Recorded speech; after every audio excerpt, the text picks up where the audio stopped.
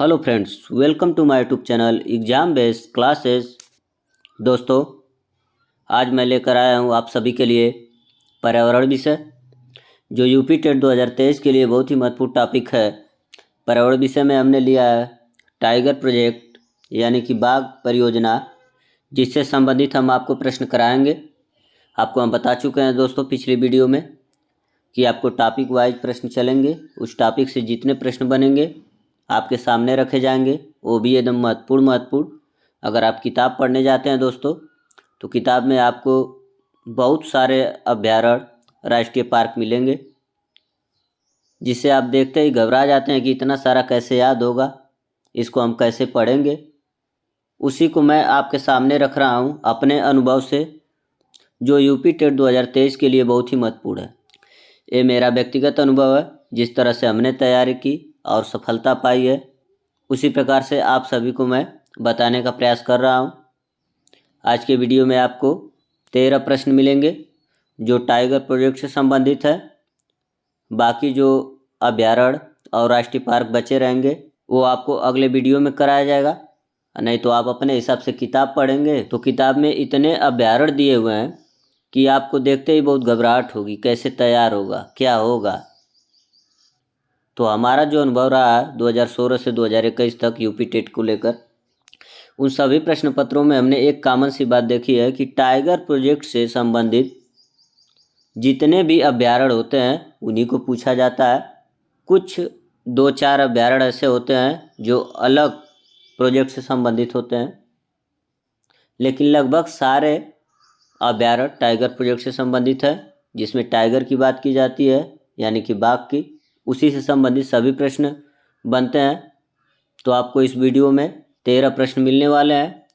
बाकी प्रश्न हम आपको आने वाले वीडियो में कराएंगे। टोटल 50 प्रश्न ही कराएंगे, उन्हीं को बस आप तैयार करिएगा। उतना तैयार कर लेते हैं तो आपके लिए कोई समस्या नहीं होगी परीक्षा में, और 2 से 3 नंबर आपका फिक्स हो जाता है, एक तरह से मुहर लग जाती है, अगर मेरी बात मानते हैं तो। ठीक है दोस्तों, तो आज के प्रश्नोत्तरी का शुरुआत करते हैं एक मोटिवेशनल कोट से। आइए देख लेते हैं मोटिवेशनल कोट क्या है। आप देख सकते हैं यहाँ, रिजल्ट पे ध्यान देकर काम करोगे तो काम नहीं बनेगा। सही बात है दोस्तों, आप रिजल्ट को ध्यान में रख कर काम करेंगे तो काम नहीं बनेगा। एक कहा भी गया है कि कर्म करो फल की चिंता न करो। तो आपको पहले कर्म करना है दोस्तों। बिना कर्म किए रिजल्ट की चिंता करेंगे, क्या आएगा क्या नहीं आएगा, पास होंगे नहीं होंगे, आगे है तो ध्यान अपने उस छोटे छोटे कदम पर दो जो आप रोज उस रिजल्ट को पाने के लिए लेते हो। यह बात बिल्कुल सही है दोस्तों। आपको जीवन में अपने लक्ष्य के प्रति छोटा छोटा प्रतिदिन एक लक्ष्य बनाना चाहिए और उस लक्ष्य को पूरा करते हुए आगे बढ़ना चाहिए। अभी ये ध्यान मत दीजिए कि हम रिजल्ट में पास होंगे नहीं होंगे, क्या होगा, कितना प्रश्न आएगा। तमाम चीज़ें इस प्रकार की अगर आप सोचते हैं तो आप अपने पढ़ाई में अवरुद्ध प्राप्त करेंगे। ये मेरा मानना है। आप कर्म करें, फल की चिंता ना करें। आप एक दिन का शेड्यूल बनाइए, एक दिन का लक्ष्य बनाइए कि आज हमको इतना पढ़ना है। उसको सोते वक्त ध्यान में रखिए कि हमने आज उसके लिए क्या किया।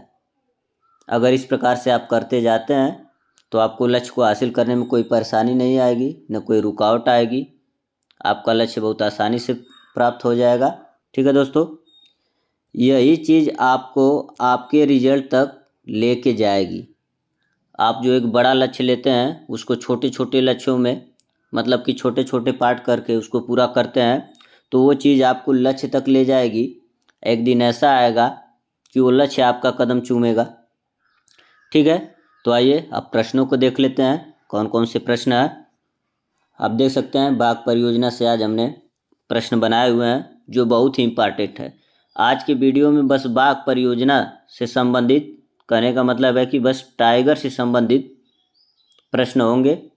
बाकी जो अभ्यारण्य पूछे जाते हैं वो आगे आने वाले वीडियो में आपको दिए जाएंगे। कोई भी टॉपिक छूटेगा नहीं, न कोई अभ्यारण्य ऐसा होगा। आपको बस हम 50 ही अभ्यारण्य देंगे, क्योंकि हम लोगों को परीक्षा देते देते 5-6 साल हो गया यूपी टेट सी टेट का। तो हम लोग को इतना तो अनुभव हो ही गया है कि प्रश्न कहाँ से बनता है, कहाँ से प्रश्न लिया जाता है, और कहाँ तक पूछने की उसकी सीमा है, क्योंकि हर परीक्षा का एक लेवल होता है, स्तर होता है, उसके अनुसार प्रश्न बनते हैं। ठीक है, पहला प्रश्न है दोस्तों, भारत में टाइगर प्रोजेक्ट प्रारंभ किया गया था। पहला प्रश्न पूछ रहा है दोस्तों कि भारत में टाइगर प्रोजेक्ट की शुरुआत कब हुई। तो इसके लिए हम बता दें दोस्तों, पर्यावरणविदों ने पाया कि बाघों की संख्या कम हो रही है, तब जाके एक अधिनियम पारित होता है जिसको हम कहते हैं वन्य जीव अधिनियम। यह 1972 में पारित होता है और उसी समय बाघों की पहली जनगणना होती है दोस्तों। और उस जनगणना में यह पाया जाता है कि 55,000 बाघों की संख्या घटकर 1,000 कुछ 100 के आसपास हो जाती है। तब आगे चल के 1973 में टाइगर प्रोजेक्ट की शुरुआत होती है। ठीक है दोस्तों, बहुत प्यारा सा प्रश्न है, इसको जरूर रटिएगा। आप देख सकते हैं यहाँ, यह यूपी टेट में 2013, 2011, 2022, 2017 सभी में आया हुआ है। ठीक है, आगे देख लेते हैं। अगला प्रश्न है दोस्तों, कान्हा राष्ट्रीय उद्यान भारत के किस राज्य में स्थित है। तो ये है दोस्तों मध्य प्रदेश। अगला प्रश्न है दोस्तों, विश्व बाघ दिवस किस तिथि को मनाया जाता है। तो यह मनाया जाता है दोस्तों 29 जुलाई को, विश्व बाघ दिवस। यह इसलिए मनाया जाता है दोस्तों कि इस दिन लोगों में पर्यावरण के प्रति और वन्यजीव के प्रति प्रोत्साहन देना रहता है, ताकि वह पर्यावरण और वन्यजीव की सुरक्षा कर सके। उनके संरक्षण की बात की जाती है, हर साल उनको याद दिलाया जाता है। अगर यह हर साल नहीं मनाया जाता तो लोगों में इसके प्रति स्थिरता आने लगती है। इसलिए 19 जुलाई को पूरे विश्व भर में इसको मनाया जाता है, ताकि लोगों को जो स्थिरता आ रही है उसको फिर से अग्रसर किया जाए बाघों के प्रति, उनके संरक्षण के प्रति और अपने पर्यावरण के प्रति। ठीक है दोस्तों, अगला देख लेते हैं, भारतीय गैंडे कहाँ संरक्षित हैं। यह बहुत सा कॉमन सा प्रश्न है दोस्तों, यह बार बार परीक्षा में पूछा जाता है। यह कई बार पूछा जा चुका है कि जो IAS, PCS, पुलिस, SSC सभी में पूछा जाता है। यह बहुत ही इम्पॉर्टेंट है, इसको याद करिएगा। और इसका उत्तर होगा दोस्तों काजीरंगा, जो असम में स्थित है। कहाँ पे दोस्तों, असम में। अगला प्रश्न है दोस्तों, प्रश्न नंबर 5, बाघों की गणना कितने वर्षों पर की जाती है। बहुत ही इंपॉर्टेंट प्रश्न है दोस्तों, यह 4 वर्षों पर की जाती है दोस्तों। सबसे पहली बार जो गणना हुई है 1972 है, वन्य जीव संरक्षण अधिनियम के तहत। अगला प्रश्न है दोस्तों, प्रश्न नंबर 6, भारत में पहली बाघ गणना किस वर्ष की गई। अब देखिए दोस्तों, पिछला जो प्रश्न था वह पूछा था कि कितने वर्षों पे होती है, यहाँ पूछा गया है कि कब पहली गणना हुई, मतलब कि पहली बार भारत में बाघों की गणना कब की गई। तो आप देख सकते हैं, आपको बताया उसी प्रश्न में, इसका उत्तर 1972। ठीक है दोस्तों, आगे देख लेते हैं प्रश्न नंबर 7, निम्न में से किस व्यक्ति को टाइगर मैन ऑफ इंडिया के रूप में जाना जाता है। तो ये है आपका दोस्तों ऑप्शन नंबर 1 सही होगा, कैलाश सांखला। जब टाइगर प्रोजेक्ट की शुरुआत है दोस्तों तो उसका नेतृत्व इन्हीं को दिया गया और 1992 में इनको पद्म पुरस्कार भी मिल चुका है और यह राजस्थान के रहने वाले हैं दोस्तों। ठीक है, इतने पॉइंट को आप नोट करिएगा और ध्यान दीजिएगा, बहुत ही इंपॉर्टेंट प्रश्न है दोस्तों। अगला प्रश्न है दोस्तों, प्रश्न नंबर 8, क्षेत्रफल की दृष्टि से भारत का सबसे बड़ा टाइगर रिजर्व। क्षेत्रफल की दृष्टि से दोस्तों भारत का सबसे बड़ा टाइगर रिजर्व वो है नागार्जुन सागर, जो मध्य प्रदेश में पड़ता है। अगला प्रश्न है दोस्तों, प्रश्न नंबर 9, क्षेत्रफल की दृष्टि से भारत का सबसे छोटा टाइगर रिजर्व। यहाँ थोड़ा सा मिस्टेक हुआ है दोस्तों लिखने में, आप देख सकते हैं, पहला है काजीरंगा राष्ट्रीय उद्यान, दूसरा है मानस राष्ट्रीय उद्यान, गिर राष्ट्रीय उद्यान, पेरियार राष्ट्रीय उद्यान। इन चारों में से कोई नहीं है दोस्तों, थोड़ा सा मिस्टेक हो गया लिखने में। हम आपको बता दें कि भारत का सबसे छोटा क्षेत्रफल की दृष्टि से टाइगर जो रिजर्व है वह है साउथ बटन आइलैंड।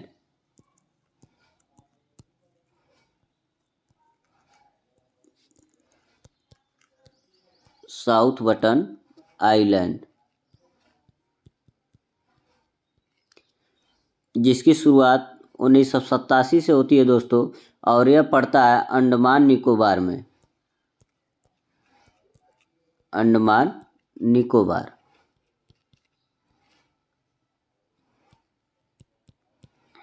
ठीक है दोस्तों, यह बहुत ही इंपॉर्टेंट प्रश्न है, इसको जरूर याद करिएगा, मिस्टेक हो गया था। अगला प्रश्न है दोस्तों, प्रश्न नंबर 10। सबसे पहले किस राष्ट्रीय उद्यान को टाइगर प्रोजेक्ट के तहत शामिल किया गया? ठीक है दोस्तों, बहुत ही इंपॉर्टेंट प्रश्न है, बहुत ही महत्वपूर्ण टॉपिक है, इसको जरूर एकदम नोट करिएगा। यह कई बार परीक्षाओं में पूछा जा चुका है और पूछने की संभावना है। यह है दोस्तों किसली राष्ट्रीय पार्क, जो मध्य प्रदेश में पड़ता है, एमपी। अगला प्रश्न है दोस्तों, प्रश्न नंबर 12। विश्व में सर्वाधिक बाघ घनत्व वाला रिजर्व कौन सा है?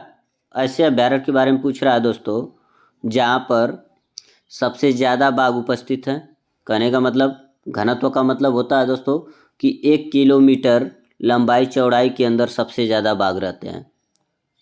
तो वही पूछ रहा है, विश्व में सर्वाधिक बाघ घनत्व वाला रिजर्व कौन सा है दोस्तों?